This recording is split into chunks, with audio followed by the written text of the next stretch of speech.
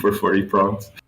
But we have some very interesting stuff that's coming out, and me and Subodh have already, kind of settled on some changes which will be beneficial for not only for latent variables but also the task responses and the concept testing.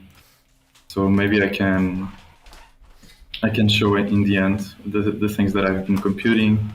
Also have results on Pydantic, on a bunch of variations. Nice. So yeah, we can see at the end. Does anyone want to take bets before Joaquin presents? Place your bets. Taking bets now. How are you measuring goodness? There's several metrics. So here we're trying to maximize variance, right? Trying to pick up as much difference from the demographics as possible. So one of the metrics is the score variance, how much score variance we have across the different demographics.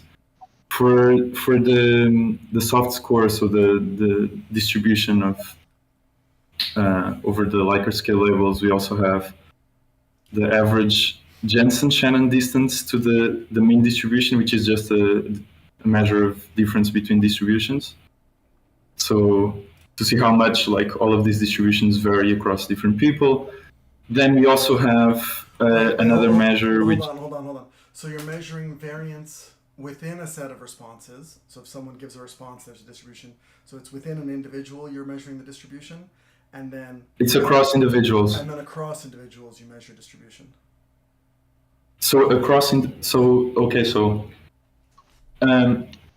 the case of the probability distributions, we have the distribution itself, and then we have a final score. And there's also different ways of computing it, right? But just think of it.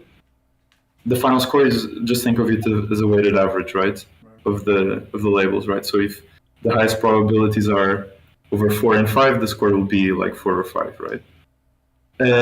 So I'm computing the variance of the final scores, but also across different personas, so across the 100 personas that I'm using for this test, but also how much the distributions vary from across all the personas. Across the people. Yeah, across people. And then, I can show you in the end, but we also have another measure, which is if it's a positive statement, how many people are falling in the lowest extremes. So not just the variance, but how much can we capture at the extremes? Because we want for a given statement, that at least 1 or 2 people will fall in the lowest or highest extremes, depending on whether it's a positive or negative statement, right? You know what I just realized? We used to do this internal consistency check where we would run the same task twice and we would only include it in the results if it had the same response. And my initial assumption was that by doing that, we were only getting responses that were in the middle.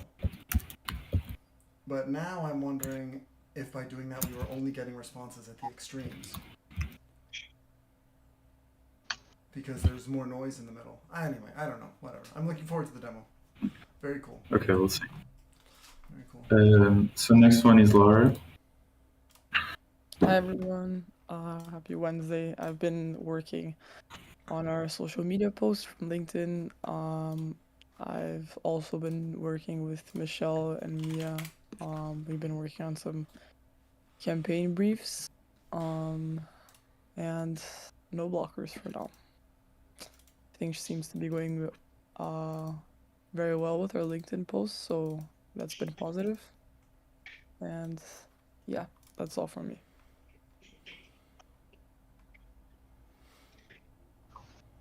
So next is Madi. Hello team.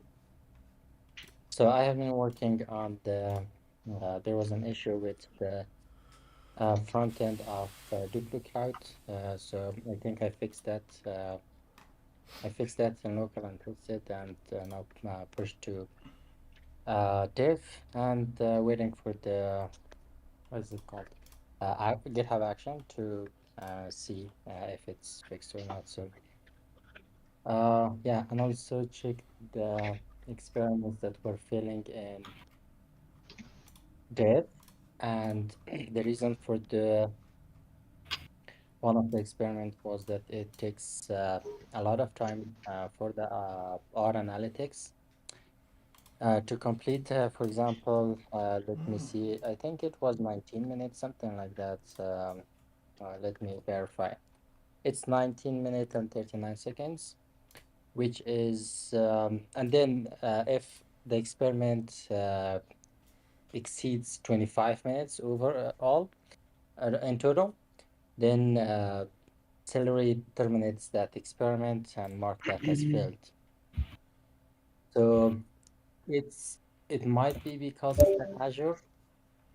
Uh, yeah, to check that as well. So that's Thanks, Marty.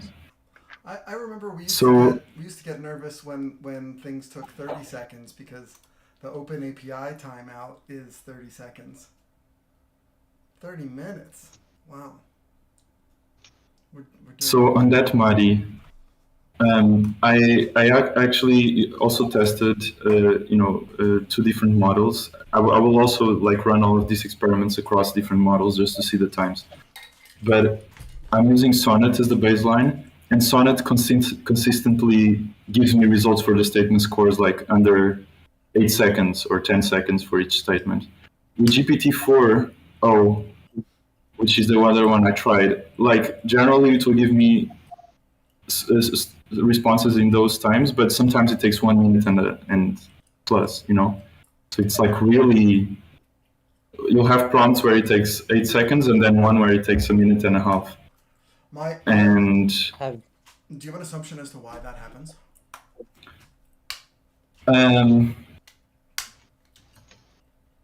So in this doesn't apply here, but like in the persona, in the summary prompts, I've noticed that GPT is much more inconsistent in the length of the output and is much more verbose than Sonnet.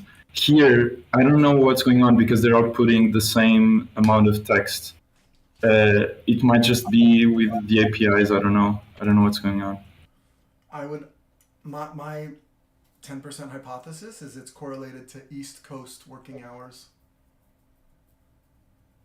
That when Azure needs compute, they take it from OpenAI, they degrade OpenAI, and they stay up. Because you've seen everyone go down because of LLM usage, you know, like Heroku, GCP, AWS, like everyone's gone down except Azure. It's a hypothesis. We'll test that out. one question, Joaquin, I have. Have you tried the Databricks Sonnet that we set up? Sonnet 4? No, is it in dev? Is it one of the options in dev? I will try it when I run these experiments. Yeah, it's in dev, and it's Okay. one of them. So you can just use it. Okay, I'll try. And also, we can have any other LLM via Databricks. So I just put one so we know the path, and then we can add the rest. Okay, thanks. I'll check that. Okay, so next is Michelle.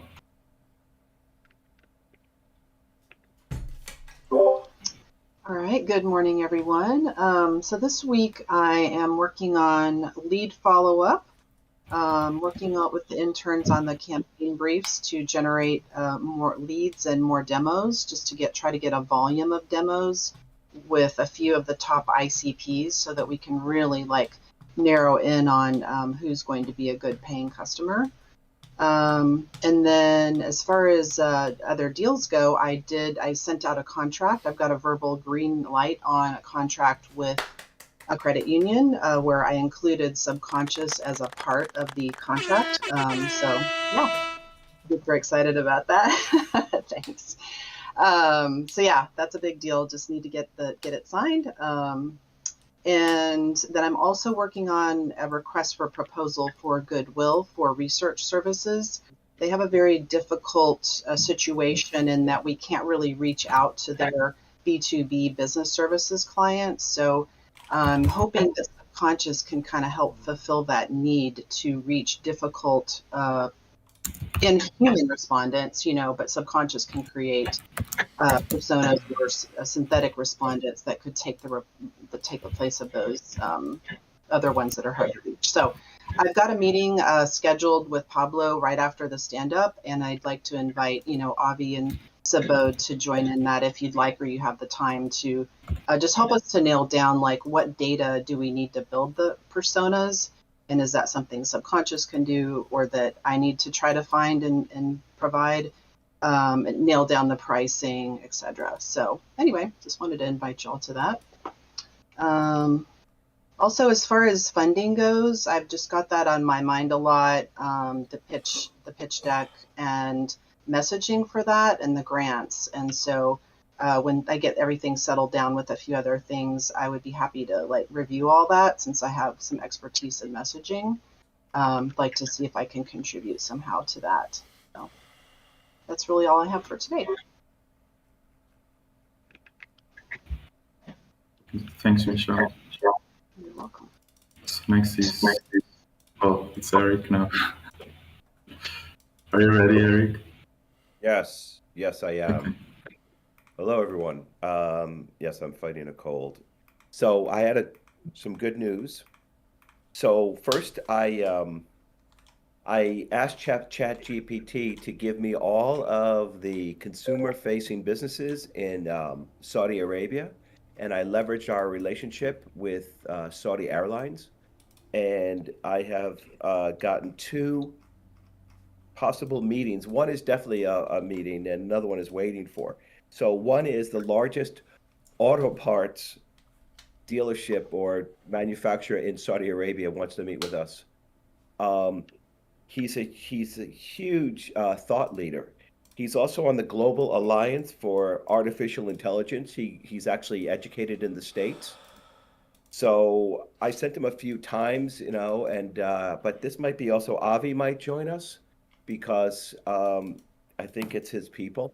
Because yeah, I'll send Avi, I'll send you his background, but he's more than just the CMO at this petroleum company, and he's really interested. So that's good news. And also, we got the largest sandwich shop in Saudi Arabia wants to meet with us too. And this is all based on my outreach that I did using the Saudi Airlines relationship. And then I asked ChatGPT to give me all of, since we're in a General Catalysts partnership program, I asked them to give me all of the consumer-facing companies in General Catalyst's portfolio, so we can leverage that. And there are some pretty significant companies that I reached out to today using the partnership program as leverage to differentiate us. I haven't heard back yet, but I do feel pretty confident about that. We also have Sunshine Sachs, the integrated marketing company, is coming back. They're rescheduled for Monday. And Sean Sachs, the guy we're meeting, came from the DNC, the Democratic National Committee, which is one of my targets, because I think that a policy company, I think the DNC could use us, and so I think that for a lot of reasons. Anyway, so I'm looking to leverage that, and that's what's going on. Any questions? Thanks, Eric. So next is Pablo. Good morning, everyone. Good work, Eric. I see what you're doing, where you're leveraging centers of influence in particular spaces and relationships with them to lure others. People tend to gravitate towards a center of influence, so it kind of lowers the barrier of who are you, what is your company, etc. So it's very creative, very smart. In terms of my update, I received an update from Terry Hall, the CRO. Brett from Workwear Outfitters is still very interested.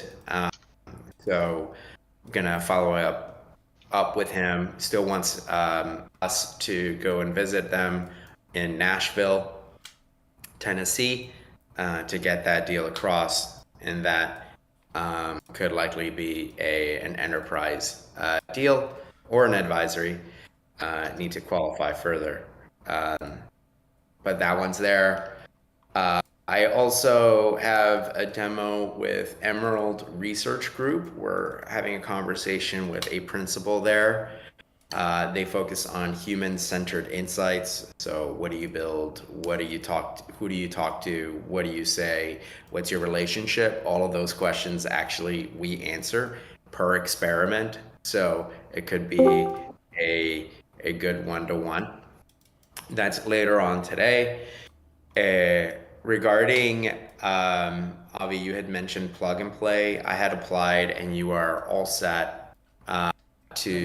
We got accepted. Is it a big deal that they rejected us like 6 months ago? I don't know. All I know is that you're accepted to do a Friday pitch representing the AI agent. I don't know. I mean, Avi, the thing about they have intake schedules and timing, so you don't know like if they reject it because for many reasons around timing related. Well, no, I had an interview with one of their principals. But yeah, I mean, they're also sponsored by corporate, so maybe their corporate sponsor changed their, what they wanted to focus on. Right. When is that, Pablo? Tomorrow? That is slated for the 25th of July, actually. Oh. When can we go down to Tennessee? I can go tomorrow. Let's go tomorrow. I have to connect with the CRO. I've been trying to do that for like the last few weeks. Can I email them and tell them we're available to come down like tomorrow, Thursday, Friday? You can. Why don't I introduce you to the convo? A random email from you would not look. I mean, yes, you can. Yeah, I can position you. That's what I was trying to say. And yeah, we can apply some degree of pressure, but yeah, that'll be going in today. I don't want to apply pressure. I want to apply responsiveness. They need us. We want to be responsive. It's no pressure. We are responsive. I've been like reaching out to them on a weekly basis. They're the ones that have gone quiet, but anyway. So yeah, that is that. Yeah. And I've been running just as an update. I've been trying to run an experiment to do market research for Subconscious for our fundraising for the last few days, and I am pleased to say that today the experiment finally worked. So it was a pretty custom experiment. I think like there were like 6 attributes that I created myself, but it worked. It worked this morning, so I get to finally share that with everyone. Stand by. Can you share it in the demo? I love that. I can, yeah. I'll share the experiment. Do we think, Marty, that moving to AWS and Databricks will help the stability of the experiments, or do we think it's something different? It's not infrastructure; it's code. It's a bit. Exactly. It's Got it. good. Got it. Okay.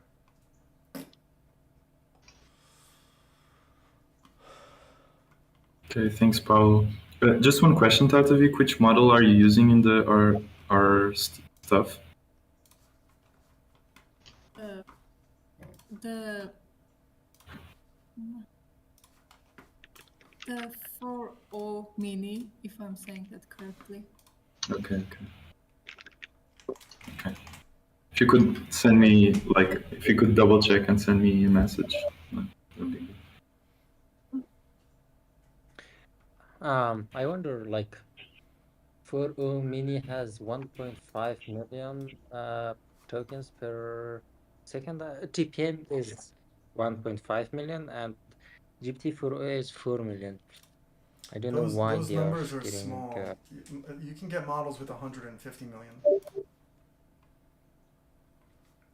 Oh, I shouldn't say those models are small. Those numbers are slow. okay, got it. Okay, so next one is Roberto. Morning, everyone. I think proceeding with more grant applications past the 1 million goal that we have for the week, so at least 1 or 2 a day. Good progress yesterday with the big one for BetaWorks and more to follow. Now I want to catch up with Monica, Avi, to see how we're looking from today and what else we can develop, especially the pending application.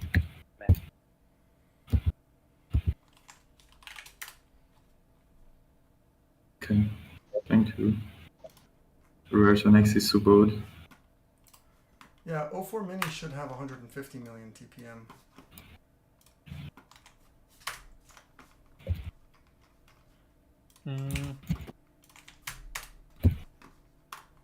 I've been doing some reading since last 2 days based on what I saw from Joaquim.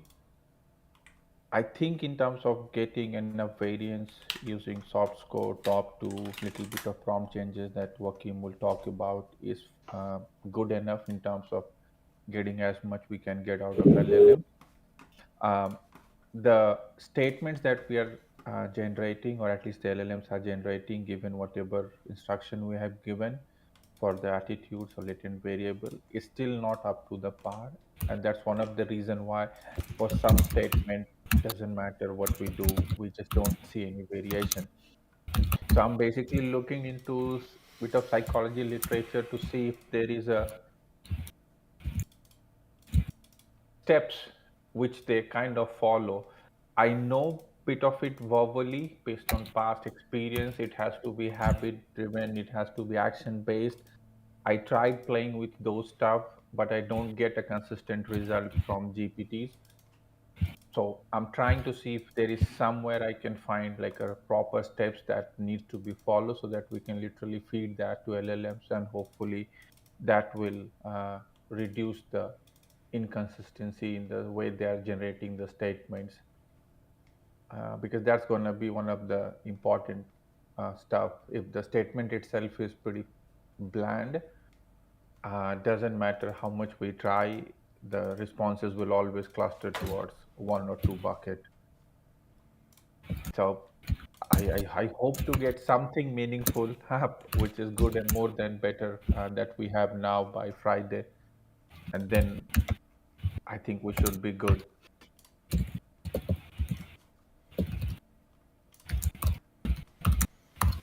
That is pretty much, yeah. So that's pretty much me. Thanks, Subodh. So Tatavik is next. Everyone, happy Wednesday. So I was looking into weights and biases and the experiments that says that our analytics part failed or took too much time. So I'm running them locally. Not only do they run successfully, but they run like under a minute and a half. So I'm just trying to see like what's going on there.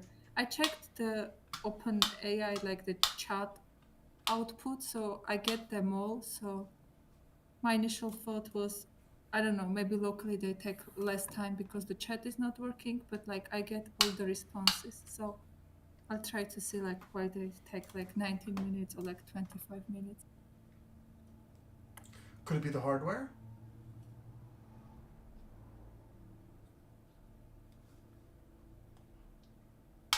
I'm not an expert on that side, honestly. Like we recently reduced the strength of the remote machines pretty dramatically on GCP. No, it don't matter. With R and especially MNL that we're estimating, even a very basic laptop will pretty much take 2-3 minutes. Because the bottleneck is the LLM calls, right? No, but that's what Tatavik is saying, that they happen as well. So either something got stuck somewhere, because if it, I'm hoping it was the same code when they failed Tatavik, not with something new changes so I that it didn't break in didn't the middle. I Then didn't it's update anything, so it's the same code as I have locally. So maybe it's infrastructure, no? Like where the LLMs are being called from, right? no, but it's not the LLM part. It's mostly the actual calculation part that is causing it to fail. Oh, really? Okay. That's what she's saying. I mean, they have really, really small virtual machines. You know, give her one thread and 2 gigabytes of memory. You know, I don't know. I have no idea. Tatik, if you want, we can do an audit on GCP to see what kind of machine you're using. Mhm. If that would help, check the telemetry. Would be great. I mean, Madi will know. Madi, how many cores do we have? The GCP on which the dev or prod is hosted? I'm not sure about it. Let me check. I'm saying, like, even if you have a 4 or 8 core machine, it's more than sufficient to estimate an MNL with the size of data we are. Because I'm guessing, Prathavik, you must have done it on your local laptop and it happened in like 2.5 minutes. Mhm. Because R in the backend is written with C and it has all its gradient. So it's really fast and it's parallelized. So it will use whatever you could give. So if it works on Tatvik's laptop, it should technically be faster on the GCP.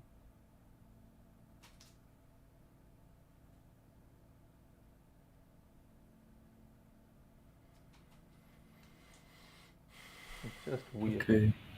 Yeah, it's a bit weird.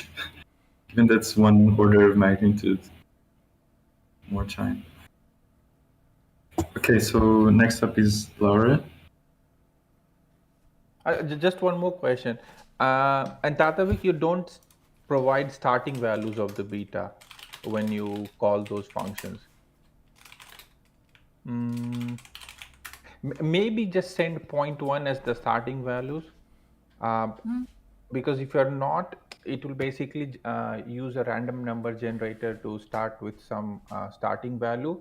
And it could be that the same thing when it ran on GCP versus the starting values would have been different. And there have been some occasions where a really, really shitty starting value, even for MNL, which is convex optimization, should land in the same place, can be bits out. So just for like, just to be safe, give 0.1 as a starting value of all betas, and that should help.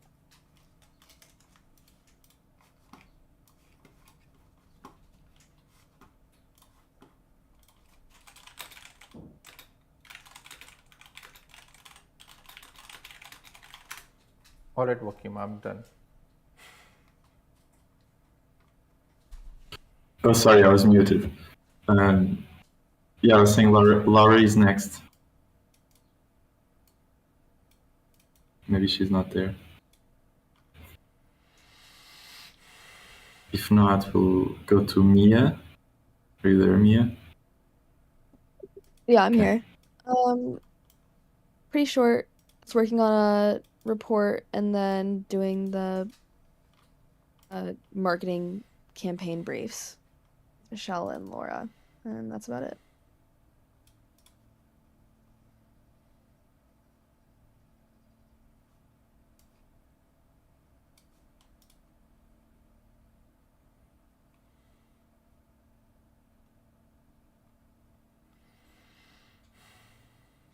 Oh, sorry, I keep getting muted. Monica, you're next. And yeah, I saw that you've already gone. So, hey everyone, happy Wednesday. So, like yesterday, I checked the more grant lists with their status and requirements already here. And unfortunately, like during my research, almost like all of them are closed for 2025. But I will keep going this for the rest of the list here and use the LTAP that Abby just recommended to me to improve the efficiency and try to find more funds that are open and eligible to apply. Thank you, Monica. I heard someone yesterday described applying for grants like panning for gold a little bit. Like you got to filter through a lot of them to get like a little nugget. So it's a quite difficult search you are undertaking. So thank you.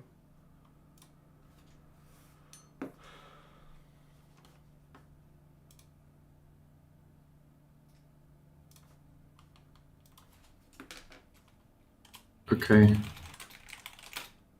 So I think everyone is has gone, right? So maybe I can show the things that I've been calculating. Let's see if I can open the screen. If I can share the screen.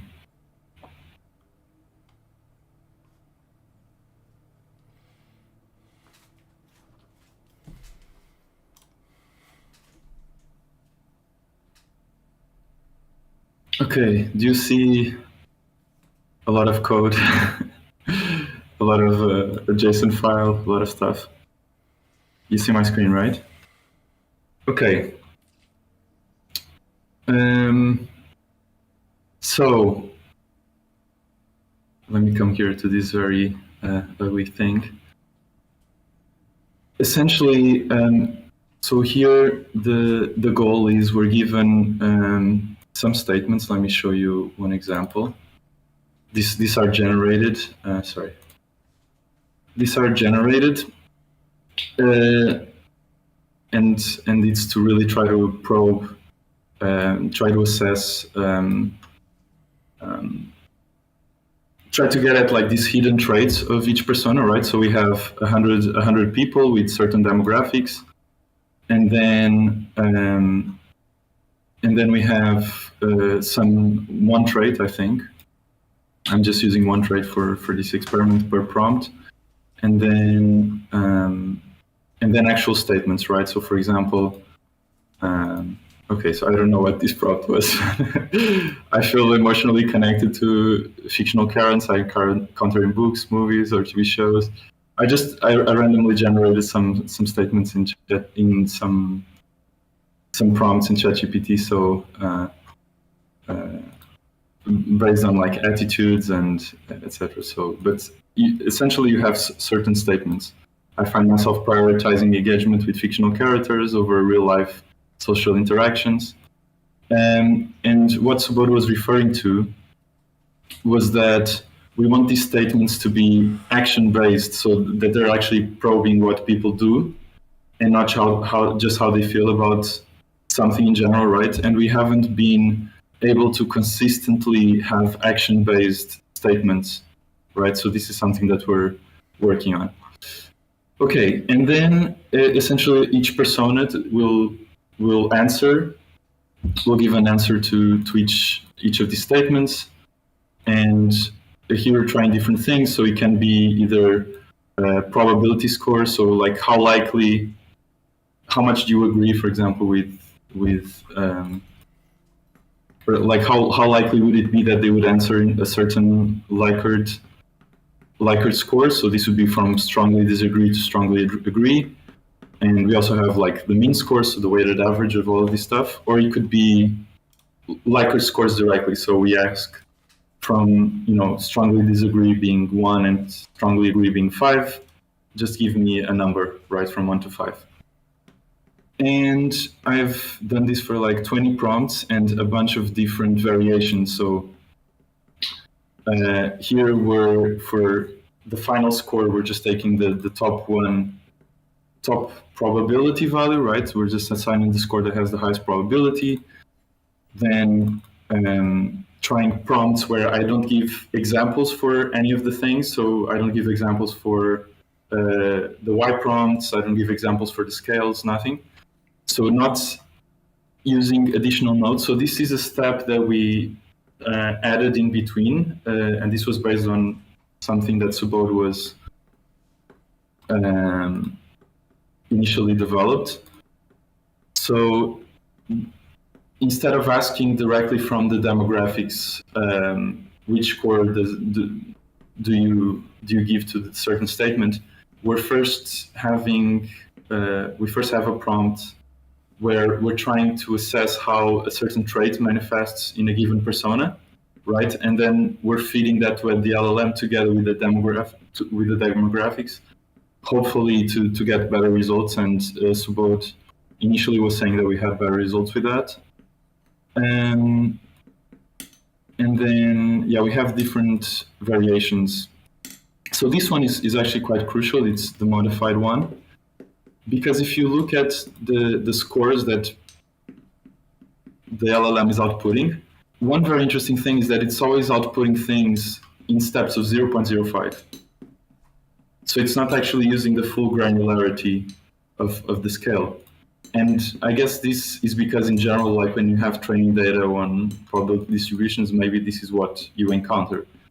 And so I have another prompt where I'm asking the LLM to use the finest granularity.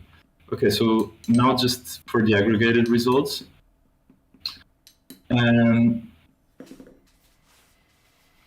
So it seems like the best results we're getting.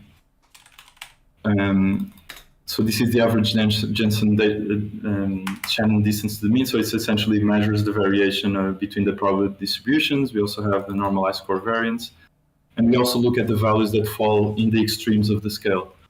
And it seems that not using additional nodes is giving us better results, which is something that we didn't think would happen in the beginning. And this is very, well, good in a way because it will cut the experiment time by quite a lot, because now we have one less prompt to go through.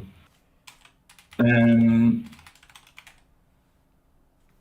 then let me see what else I had to show you here. So no pydantic, this was something that Avi was interested in.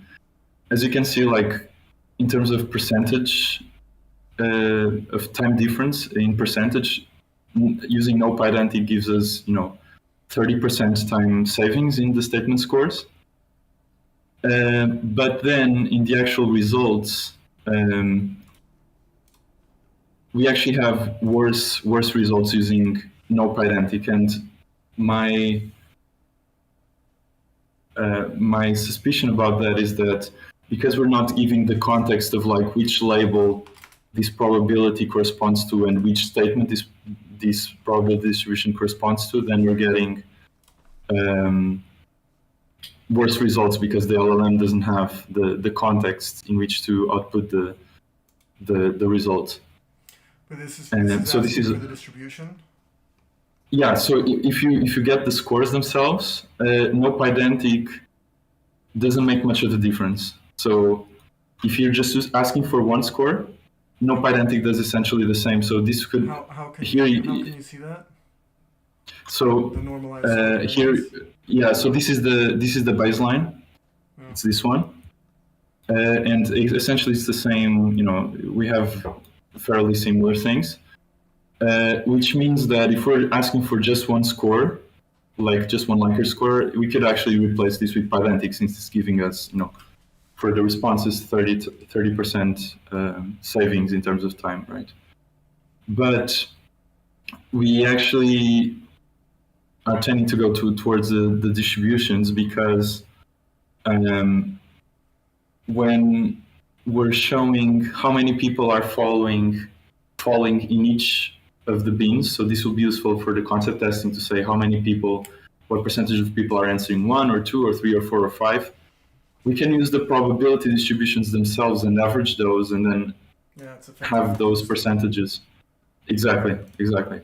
Instead of like using the scores themselves, right? So it's really boosting.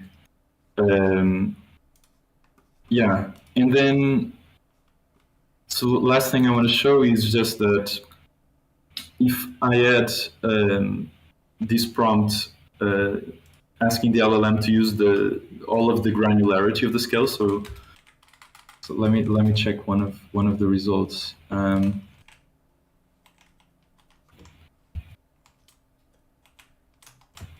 So for example,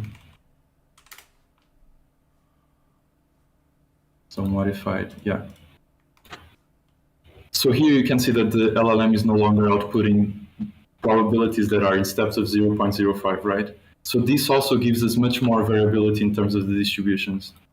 So it was also a good finding, right? That can be applied also to the task responses.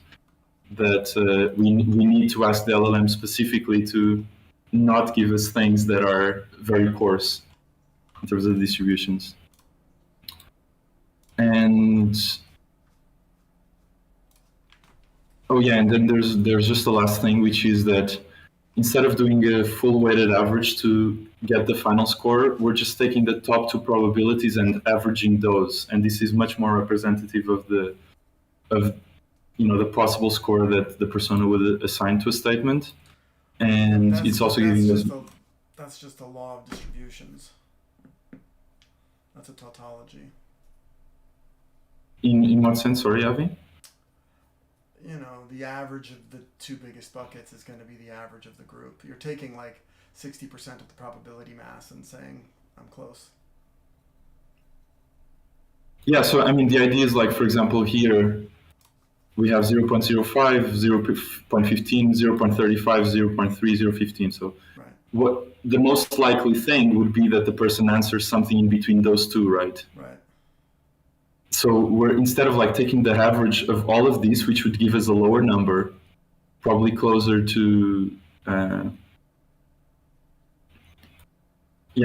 closer to the middle or like to the beginning of the scale, we're actually taking the average of these two numbers.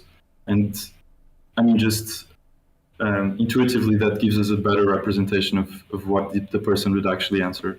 How do you know? Because you can also ask the corresponding Likert score from LLM and you'll see it will give you 3 in this case. Because that's what it's doing internally. Wait, maybe I don't understand what he's saying. So instead of asking these probability scores, right, for each of the Likert scale 1, 2, 3, 4, 5, you simply tell LLM, give me which one will you choose. Right. So it will tell you in this case, it will choose 3. Right. Because that has the highest probability. And whenever there is a tie, it tends to prefer the next one because it rounds off. Okay. And which will exactly be if you took the top 2. So taking a top 2 is a better representation of a single point answer which you'll get out of the LLM. Can you just ask the LLM to return the decimal in one shot? But then the problem is you'll never see 1 or 5 depending upon. That's what the Joachim explained earlier. Yeah, if you simply ask for one number, you'll never see the extreme scales. Well, I see. I have trouble keeping up with you with this because it sounds like we're trying to do two things. It sounds like one, we're trying to get an accurate distribution so that we can do a boosting exercise, and we're trying to get a more fine single point answer, which is yes and no. So the first point is less about we trying to get a very fine distribution, is more about trying to get a distribution which people will believe. So if you run any statement in real world, you'll always have some people saying either 1 or 5 depending upon the type of statement. Right. You'll never have 0%. But if you simply ask a score to LLM, you will end up with the situation where you have basically 0 people in the extremes, right, depending upon averaged. the statement. And then no one's buying the solution. Right. So you need to get to a point where the distribution to people on the other side resembles a real world distribution. Right. And then how you treat that distribution into single number is up to us. Right. Yeah. Okay. So question. question. Let's say we want to do the boosting exercise, and so we have the distribution of responses in the panel questions here, and we like this method. We roll it out system wide. So in the task responses, we also get a distribution of task responses. Lovely. If we only have distributions of the traits and the distributions of the task responses, will we be able to make causal claims, or will we need to do a full Monte Carlo? No, so if you collect the probability of every option in the task, in the survey task, then instead of estimating a discrete choice model, you have to estimate a model which works, which is basically dependent variable is a continuous number such that they will always sum to 1. So you need to use a transformation. So let's say you show 5 options and then you apply a transformation, and that will turn that into 5 into 4, because the last one has to adjust so that it sums to 1. And that number, which will then be between minus infinity and infinity, you will model directly on that. Yeah, but then you lose your boosting. Where no, that's the most granular you can get. So where is boosting coming in this one? Well, because I'm thinking you're trying to predict how this set of Likert responses predicts a discrete choice. But if you have a distribution of Likert responses and a distribution of discrete choices, how do you make that causal claim? So you will eventually have to turn the Likert scale into a single number, and that's why the top 2 box. Exactly. And then the task one, which is still fine, because eventually it will be a directional effect only. Okay, keep going. And if the internal properties itself has variation, when you do the top 2 and do the sum and normalize, you'll still have a good enough variation into values which are between 1 and 5.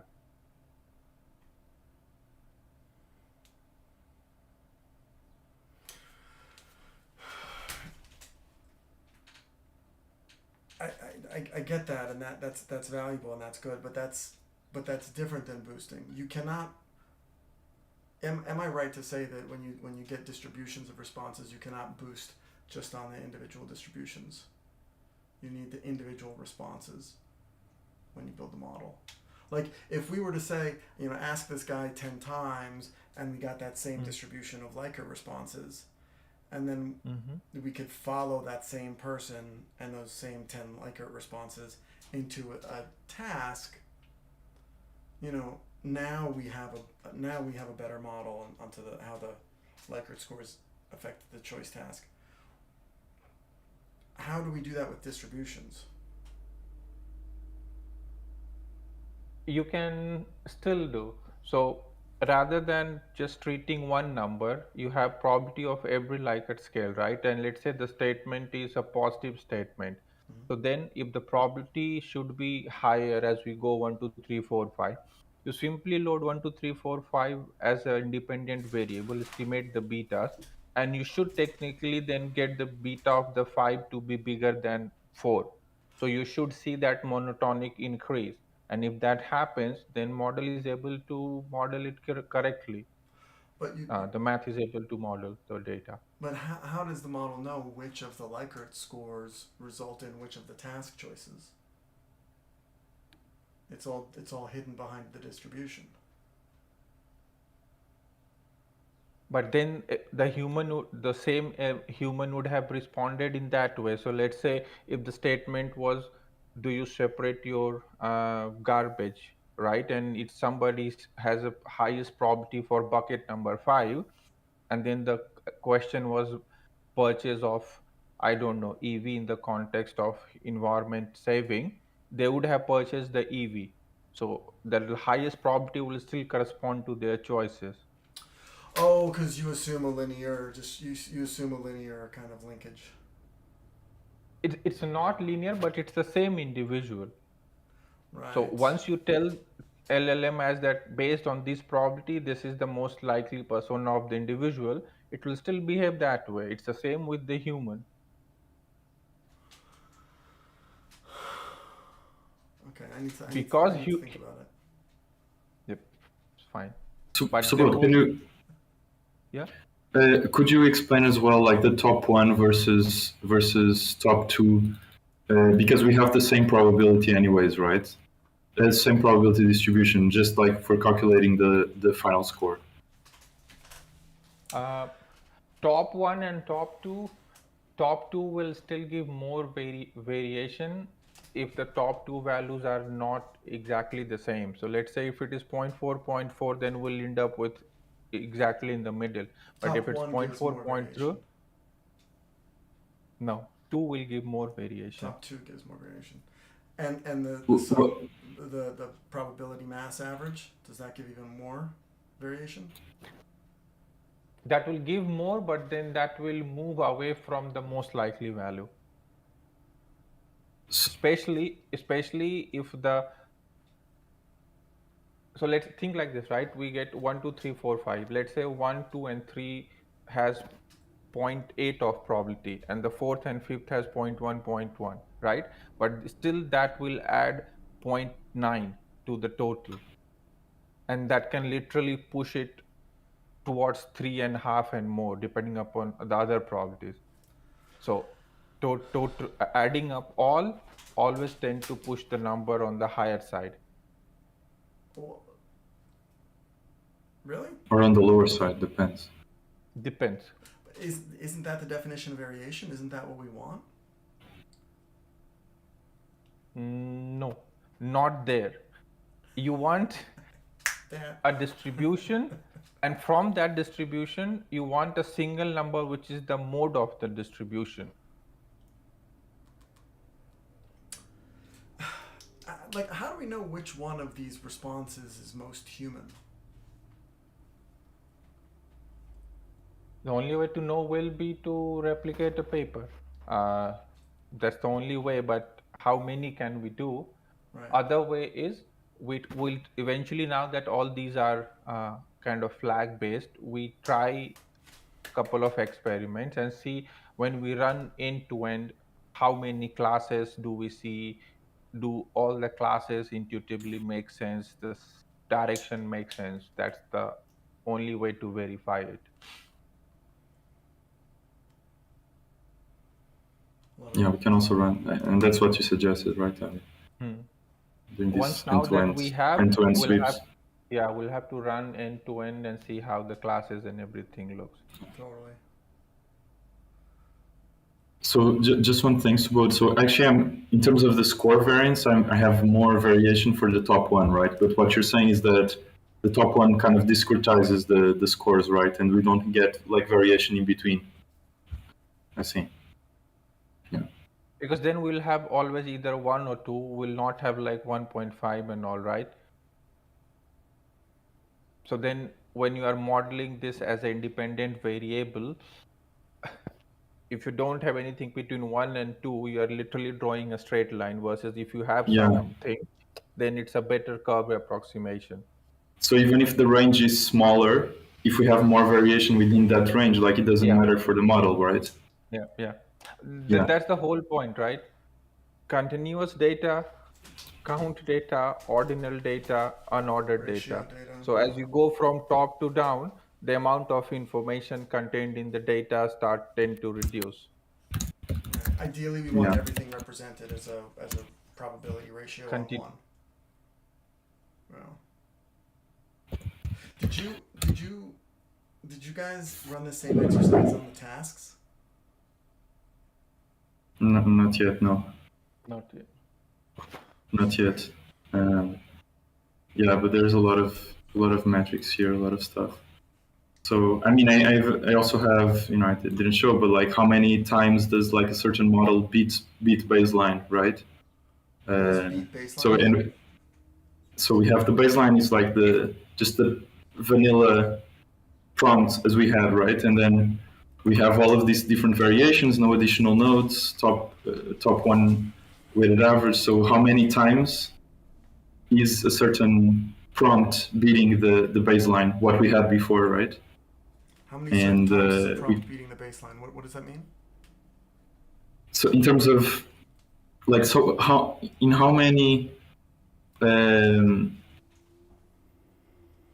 responses do we have more variation using a modified prompt, right? Or one of the variations, instead of like the baseline that we had before, right? So we're trying to see like which Oh, which so you're model, which modifying prompt. the prompt and the responses. So modifying the prompt is what's modifying the responses, right? I don't know. So here, for example, not necessarily, but like, for example, no examples. In the prompt, I'm not giving any examples to the LLM. And the baseline is giving examples, right? Right. So here, 47% of the time, no examples is doing better than baseline. So it means we can discard. What does doing better mean? In terms of variation of the scores I across the see, different people. Okay, got it. Yeah. But doesn't that depend on how you calculate the score? So this is, I'm dividing it for, so we also have here top one, but I'm dividing like the soft scores from the Likert scores from the percentage scores. But I see, I see. Soft scores but here is we top also two? have the top. So soft scores is generally top two, except if it's top one. So the top one gives us more variation, as we see. Okay. So your recommendation here, if I understand this, is to get the most variation. We don't put additional notes. And we use the top one? We don't have additional notes, yes.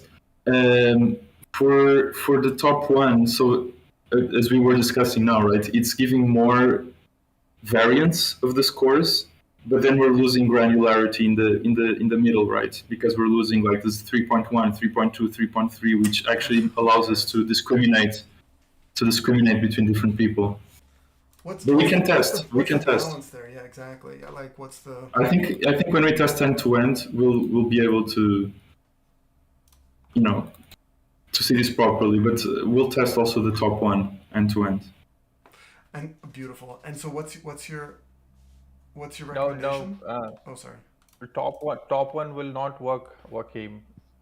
It will discretize the values, and okay, so we'll lose the information in the latent class. So you need to have top two. What if you ask for top one with a decimal point? But that's the percentage score. That's what we have here, and it's essentially the same, right? Instead of asking from 1 to 5, you're asking from 1 to 100, and I think it's giving 0.33. Let me see. It's not giving meaningfully different results. That's the same, yeah. 1 and 100. But we could also consider, why not percentage score? What's the one on the bottom with it's 90%? So this means that for percentage scores, not giving additional notes and not giving examples, 90% of the time you give more variation than the baseline. Wow. So the less information we give it, the more variance. I wonder if it seems. Oh, go ahead. Sorry. Yeah. It does seem like, I think for the additional notes, I think it's essentially maybe noise that we're adding because the LLM is able to pick up the variations from the demographics. From the no examples, this is even like adding a section on the prompt that says, please do not replicate the examples. They're just like for you to have a sense of the output, but maybe it's still biasing the network. Yeah, please don't think about a pink elephant. yeah. Maybe that's it. Or maybe it's just more information that we're adding that's not required, right? That's also diluting the signal.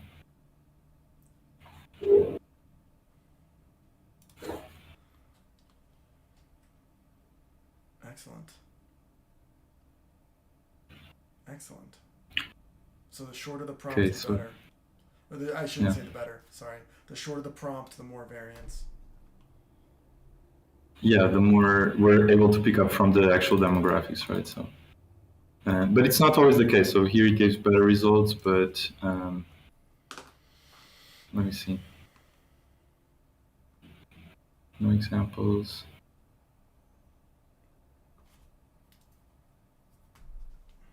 Yeah, here it gave worse results, for example, in the soft score. So I think it also depends on the scores. Here it's essentially the same. Okay. Well, my guess is the no notes, no examples, top one, all that stuff. It makes it also probably significantly faster. I mean, since the speeds depends mostly on the output side length, that's probably not the case. But since the cost depends also on the size of the input, it will probably reduce costs. I'd be curious. Yeah. Amazing. So Joaquin, based on this research, you are able to increase the quality of the signal, reduce our costs, Yeah. and maybe reduce the speed. Yeah, increase the speed. Yeah, maybe. Increase the speed. Sorry. Yeah. Wow. Beautiful. Okay, so we're a bit over time. You had a demo, Pablo, right? Do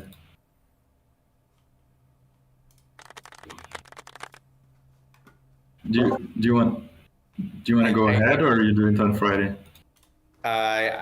It's up to you guys. I shared the experiment link on the chat. We're pretty over time, so it's okay. Okay. Can you do it quickly? Can we dog food it? As we're going to be doing investor stuff today. Give us the Cliff's Notes. I'm just curious. Did you say dog food it? Yeah. Okay, I just never heard of that. Thanks. Got it. Yeah, no, it's the idea that like a startup eats its own dog food. Like if the company that built Slack internally used Discord, like you want to use the products that you're making on a daily basis. Yes. It's called. You said that. What's it? Yeah.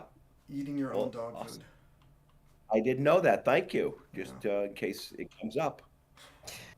This is the first of a series of questions or experiments, kind of really trying to outline, who do we target, or what are the pain points based on functions. And then, the goal is based on these findings, pinpoint then our ICP and run more experiments to kind of better target. The other goal too is basically, as a market research firm, we should do market research on our own business for fundraising efforts. So maybe we can use some of the data here to highlight. There are certain surprises.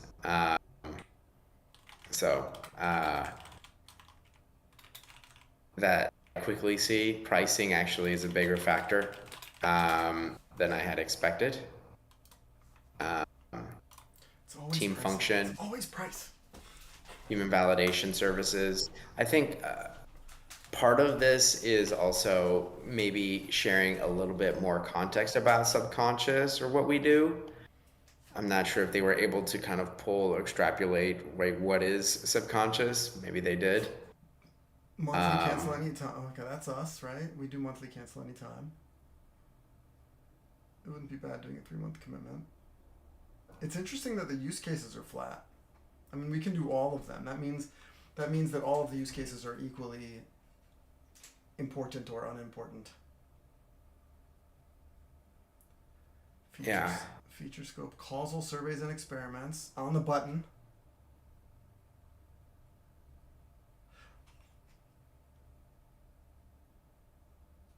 Human in the loop, 100% human validation surveys. That was an interesting one. That one kind of like touches on, how there's like real-time panel providers, offline panel providers, but like if it's going to be human, the goal is to make it 100% human, not approximation. So I found that pretty interesting. Subodh called that one. Very nice. I try to be a little bit more creative too, and like incorporating pricing models. So obviously the $50 or $100.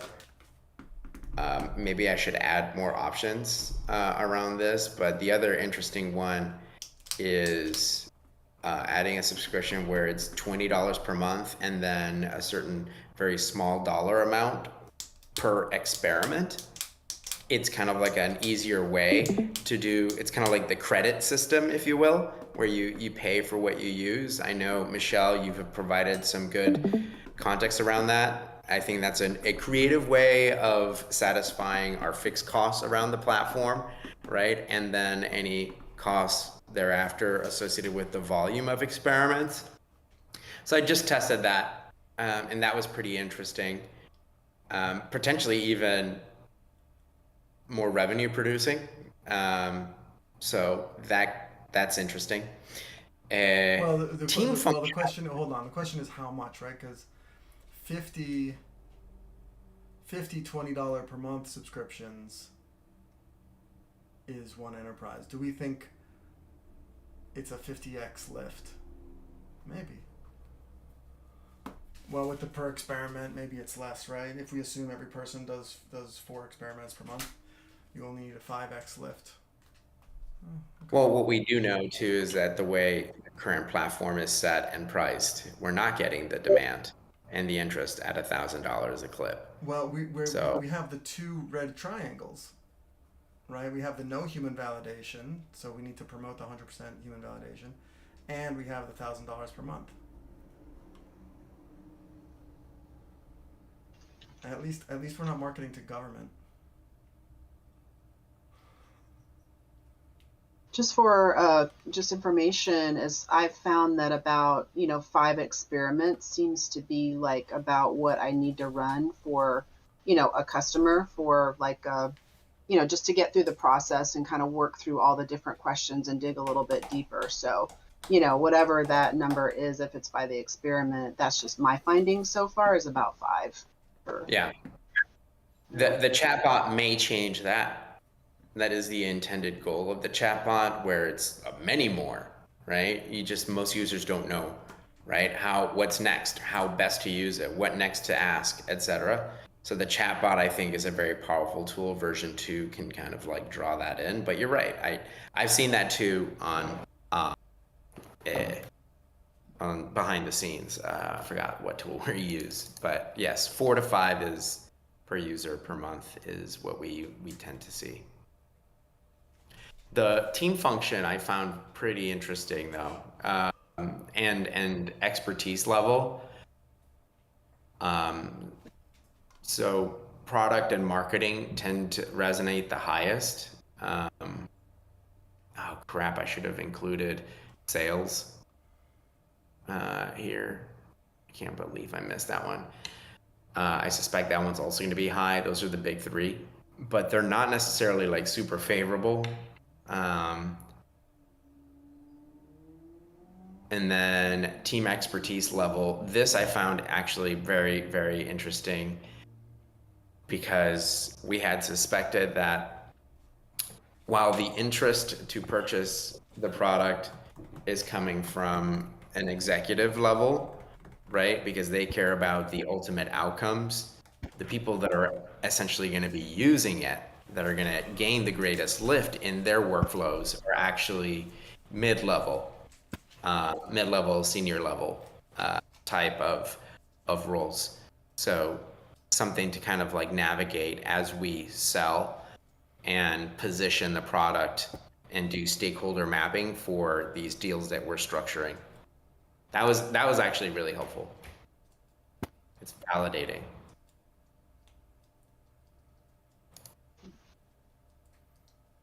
Yeah, definitely. On the campaign briefs, working with Mia and Laura this morning, we discussed a little bit about those, different personas and, expanding out from the CMO. So this kind of validates that, we really need to look at those other levels as well.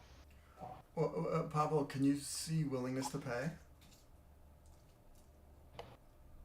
Did that make it into this one? Because no. We have pricing, right? You had pricing? We have pricing, it's very, yeah. Oh, Not, I see. Okay, no problem. I get it. Okay, I see.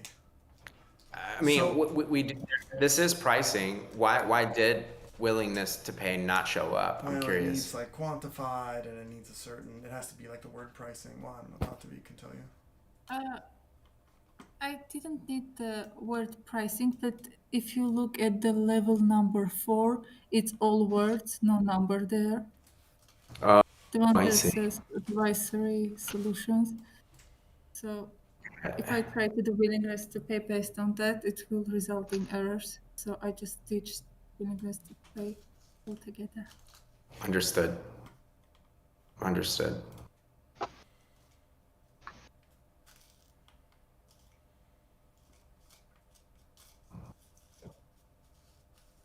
So Pablo, I'm curious as far as like running this experiment, since this is like a B2B experiment, did you create personas or like, synthetic respondents for these particular types of people to run No. this? No, I just posed the question. This is probably like the 6th or 7th time I run the experiment. The prior 5 or 6 failed, so I just wanted to Next put time this the experiment add stability. And that was all on prod, Pablo? Yeah, this one was in prod this morning. Okay, I mean, we'll check why did it fail. It should not fail. That's weird. But yeah, I mean, Michelle, if you look at the variance explained, like in the tab 1, it's around 28%. And that is also an indication in a way that the population probably used for this experiment is not the meaningful population. Yeah, I think where, she's provided really good feedback around how Subconscious is, for the most part, a B2B play. Our clients are B2C, right? For the most part, that's the sweet spot. But we are a B2B business. And so that's the difficulty with our platform today with B2B is that, like, I want to target, right? B2B, like that demographic data. So when I run an experiment, it's not about age or income, it's about title, it's about role, etc. I think that's where she's kind of going. But Is that's there what a, I'm saying. But that's Yeah, what go- I'm saying. Because we don't have that kind of population, and hence the variance explained is low. So an right? indication we are not doing the survey with the right kind of population. I see. Interesting. Okay. So take it with a So, grain of salt. yeah, There but is no other way around the B2B than they somehow giving us some sort of old data, or at least who they think their customers are, those big companies, so that we can scrape some data and build some meaningful persona. Otherwise, yeah, I mean, there is no other way around it. could we use LinkedIn data, like LinkedIn personas to like We, find the yeah, titles that we need and then use that? yeah. So on LinkedIn, we can take whatever they have and then try to run and see how it fares. So that at least is a good starting point. Yeah. Can that sort of be combined with, there's like the base of human choice or whatever, human behavior, that's real. Like I have noticed, even though I've run B2B experiments, that in some cases you really can apply, even though it's more just demographics and, attributes and everything of just humans. I've seen that it can apply to B2B situations, and that B2B people, CMOs, CTOs, whatever, they're humans. So, certain aspects of that apply to them. But if we could have that added layer of that, CMOs care about revenue generation, is like one of their top concerns or whatever, or CTOs care about, I don't know, efficiency, or COOs care about efficiency. Business owners care about, profitability. So kind of having that like next layer on top of the humans, just the human baseline. Does that make sense? I don't know if that can be set up that way, but One thing probably we could do, so let's say we get the question, we can ask LLM, okay, so for this, do we do B2C or B2B? So let's say LLM says B2B. Then we probably also ask, if we have to do B2B, the people who would, let's say, we'll interview, what could be their potential age and income, so that we only take people who fits into at least that age and income, right? So I'm guessing it will always be people who are 30, 40, slightly higher income people, 200, 250K. And then depending upon the question, we could try to add some context given the question, and then just generate some latent variable and see how that whole thing fares. Hmm. So it's like, okay, we have a kind of a good approximation of somebody in terms of gender and income, education, who will probably be in that role. And then it's just a matter of adding as many attitudinal variables we could add and then run a survey. Actually, that is something we can give a quick try. So if you give me at least a question and some idea of how those people may look like, I can try to run and see how it all fares. Okay. Yeah, I'll put some thought to that. Yeah. That is definitely something that like I've thought about in running experiments before and have done, in that, you know, you run the experiment, but then you have the ability to slice the data, you know, by age and education, etc. So instead of just using those top line results, like here, that what you're looking at, Pablo, you know, you could go to that other page and slice the data on the, I can't remember the name of the page actually, but you know, slice the data by Third one, yeah. education and age and all of that. Yeah. You would get That would be closer. very helpful. You definitely get closer to what you're looking for, but you also are missing some of those really special things about people that have titles, you know, because they care about really specific things. So that's what maybe what we need to really focus in on, is like trying to find out, like, what are those special things that certain titles care about, and see if we can't like incorporate that somehow. And maybe it's a matter of like building out each title at a time, you know, like, okay, look at this title, like what are their special concerns and things that they care about, and adding that as a layer on top of like human behavior. I don't know the tech side of this, you know, very well, but that's what's coming to my mind. So Yeah, so give me a question, whatever, and some idea of those companies and people title. I can cook something up by Friday and we can see how it fares. okay, cool. Yeah, so this is kind of helping with my goodwill question meeting that was going to be happening right now. So this is great.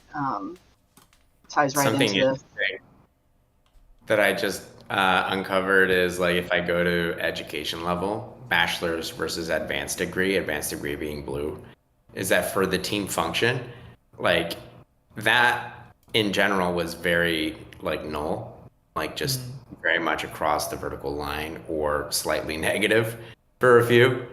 But if you put advanced degree, it is overwhelmingly to the right, which is really interesting. In everything except We should, government policy.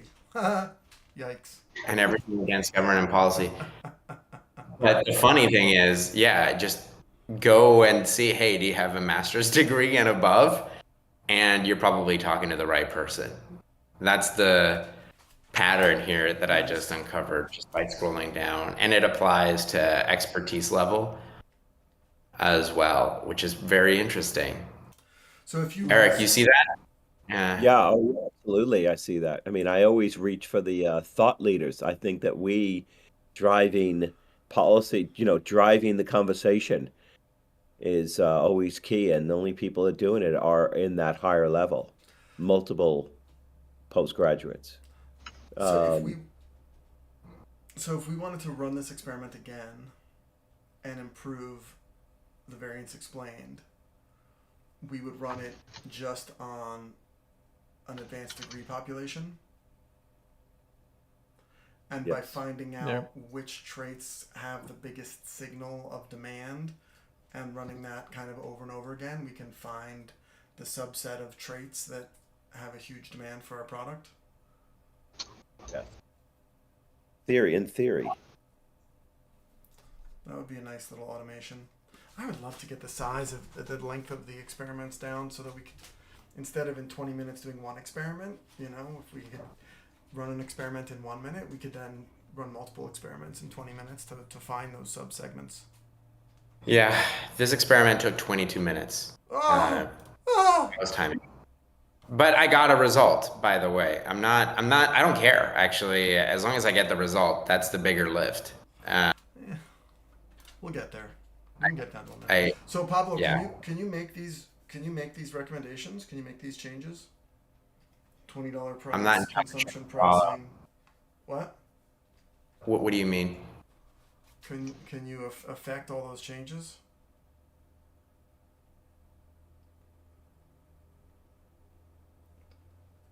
What do you? I'm sorry. I don't understand the ask. Based on this output, the idea is with our marketing, advertise our 100% human panel, change the price from $1,000 to some sort of consumption pricing, target people with advanced degrees. Right. Can you make those changes? To our approach, or is this like another experiment that you want to run? Sorry, No, not another experiment. To everything, from the business side, from the business and marketing and sales side. Can you make all of those changes to the business and marketing and sales? Yeah, it's an easy lift. The only hard thing that I would require help would be here. That's fixable. When it comes to pricing and then structuring it on a per experiment basis or whatever. What I would recommend is, since we're going to need a credit system anyway for the human baselines, sketch out like a credit system where they'll buy credits up front and then we draw from that credit base.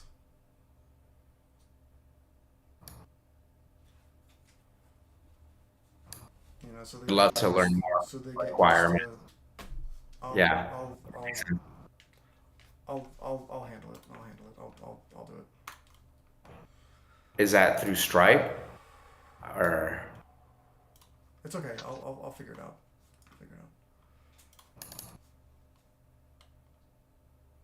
I don't know how it is, but I know that a lot of people do it.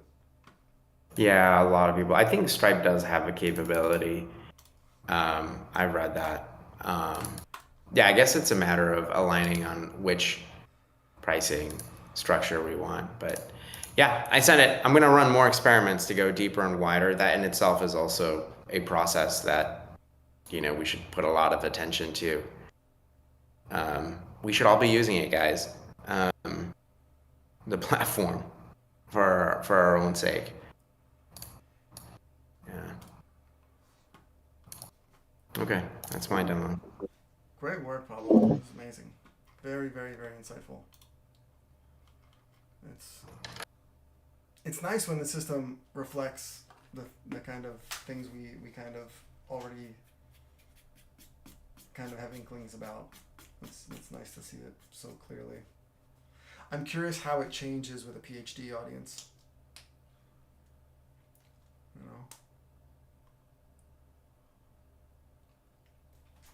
I wonder. Or not a PhD audience, sorry, an advanced degree audience. If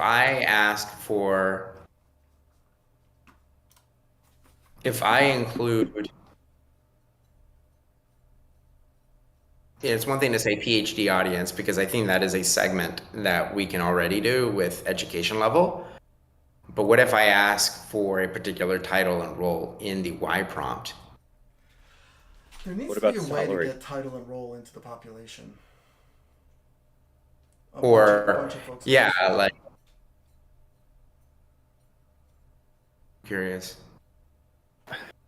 I mean, one simple way will be. Sorry, go ahead, Sabot. Hear me? One simple will be.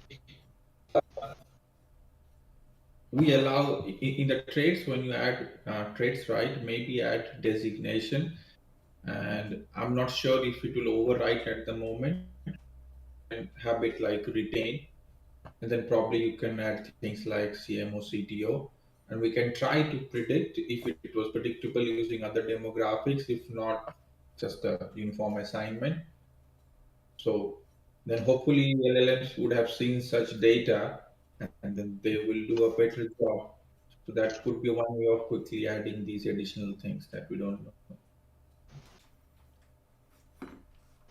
Would it be possible to use surveys? I mean, there are surveys out there that talk about like what people care about the most. Like I've been consuming like Gartner surveys on what CMOs care about regarding their budget, and things like that. I don't know. That would be. Oh, I can't hear you, Subod. I don't know if you're on mute.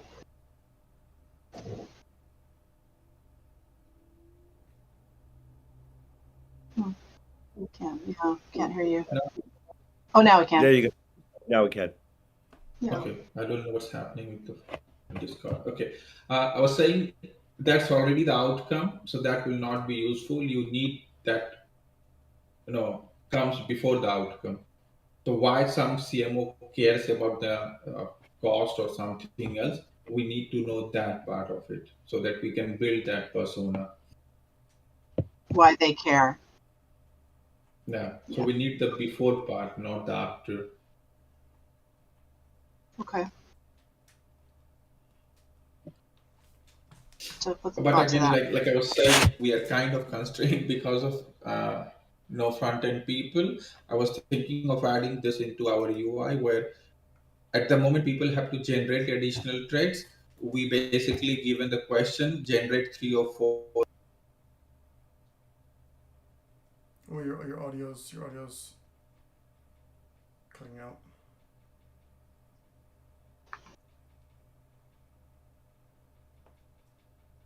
How about?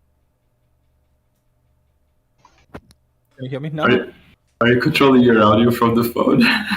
No, it just keeps connecting on its own. I have no idea. It's much Yeah, better. it just keeps doing. What I was saying. You had an idea for a front end person when you define a persona. Yeah.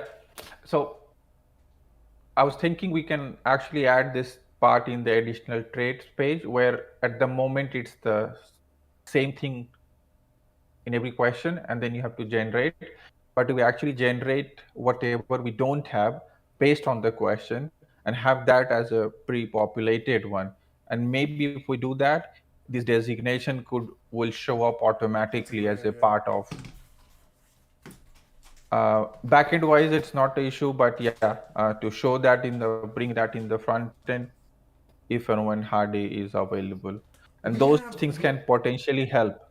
We have like literally 500 people who've applied for this front end job. I just need time to like go through it and crank through it. There's a product that we can use that does like AI interviews and all this, and I'd like to. I scheduled an interview for you guys to do it, but like right now we just have. But I thought we decided on 2, right? Shruti, and there was another one. We did, and we sent them offers yesterday. Ishika. Okay. Oh, not Ishika. No. P something. Yeah, they both are, I guess, from NYU. Yeah, one of them can only start in February, and so she's starting in February. The other one we sent an offer to yesterday, I think. Let me double check. Okay. I'm totally behind on all the like contracting stuff and HR stuff. I'm totally swamped, and the interviewing and all that stuff. Sorry, I know you said you needed that a couple times.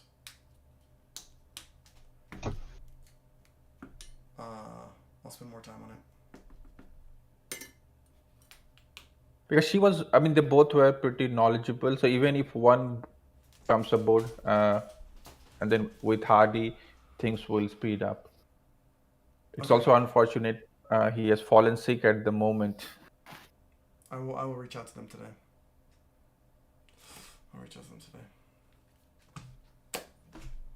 Guys, good demos. Really good demos. Very educational. So, yeah, that was really great. I appreciate all of that too. So since we kind of like talked through the goodwill meeting, just plan of action, but everyone here kind of knows what's going on at this point. But I will work on getting questions, some questions for you, Subodh, to kind of understand that what I'm looking to solve for. And then we'll kind of just need to figure out like what's possible and then come up with the price. So, but first step, I'll work on the questions for you and maybe think through like where we can get data as well. That might be helpful for B2B titles. Okay, thanks. Appreciate it. We can try to replicate. We can try to replicate those Gartner whatever reports you're saying. So they would have come up with this at factor ranks 1, rank 2, rank 3, right? We can literally take those factor, create these personas with whatever additional thing we need to run the experiment and see if we kind of see the same thing. That is also a good enough validation that to a degree we could do it. Okay, cool. That sounds good. By the way, I did get permission to share that survey that I got a copy of with key leaders at the company. So, it's a survey that I ran an experiment for to compare to a traditional survey that was run for pool safety equipment. So yeah, it was pretty close. There was just a few things that were kind of different. So it'd be interesting. I'd love to get y'all's take on it, and potentially it could help refine things as well. I don't know. I'll share it with you as soon as I can. Cool. Okay, sounds like a good plan of action. I really appreciate everybody's help with this. Nice job, Michelle. Thanks, guys. Yeah, thanks. Okay. Thanks, Kate. Bye.